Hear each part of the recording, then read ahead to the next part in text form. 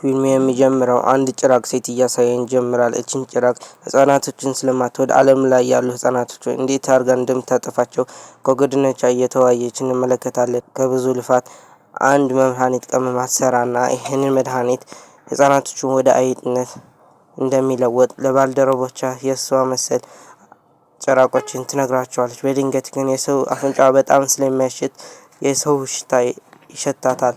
እሷም እያሸተተት ወንበሩን ትገመጥለውና ልጁ ግን ወደ ሌላ ቦታ ቀይሮ እንመለከተዋለን። በድንገት ግን ልጁ ስታገኘው ስትል በሩ አንድ ትንሽዬ ልጅ ያንኳኳና ወደ ውስጥ ይገባል። እነሱም ሰው የሚያስመስላቸው መድኃኒት ከወሰዱ በኋላ ወደ እሷ እንዲመሪያቸው ወደ እሷ እንዲጠጋ ከፈለገች አንድ ቾኮሌት ታሳየዋለች። እሱም አንድ ቾኮሌት ምን ያደርግልኛል ብሎ ሲመልስላት እሷ በአስማታ 6 ቾኮሌት ታረገውና ና ወደ እኔ ተጠጋ ትለዋለች። እሱም ምንም ሳይል 6 ቾኮሌቱን በልቶ ከጨረሰ ወደ አይጥነት ይቀየራል። እሱ የነበሩት ጭራቆች ተደናግጠው አይጡን እንዲገድሉ ሲሞክሩ እንደሱ የተቀየረችው አንድ ነጭ አይጥ ወደ እሱ ሮጣ መጣ። ተሸክማ ወደ መደበቂያው ቦታው ትወስደዋለች። የተወያዩ ሳለ ጭራቋ ትደርስባቸውና ልጁም ጎትታው ታስወጣዋለች።